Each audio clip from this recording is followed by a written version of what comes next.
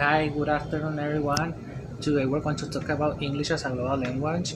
First of all, we have to say that there is not a specific definition for this concept, but there are some aspects that can help us to give a meaning to this concept. One of them is the amount of people that speak the language, not only in the native one, also the countries, the people that use the language as a foreign language or as an international language. And, and another aspect is the people, the amount of people that use the language as a lingua franca. What does it mean? Use the language as a lingua franca. Well, it means that the people who use the language in order to communicate with others, not only with the native speakers. For example, when a Mexican person wants to talk with a Chinese person, and they can use English as a lingua franca in order to communicate.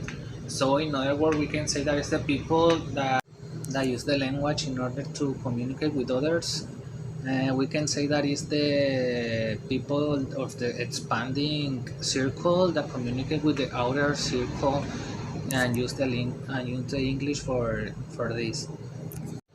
There is also three other aspects that can tell us the the influence that the language have in the world. For example, the first one, the amount of countries that use the language as a native language or as a mother tongue. For example, this could be USA or UK. The second aspect is the number of countries that use the language as an official language, but it's not their native language. This could be an example of Nigeria.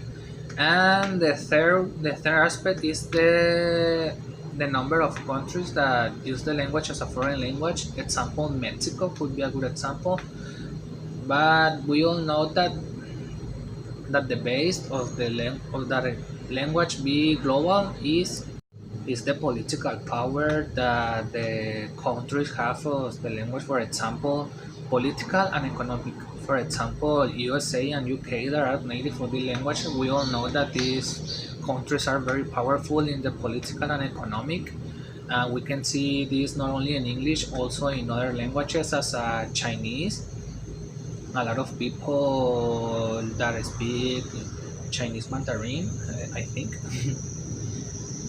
because Chinese is a very powerful country, and also Spanish and French.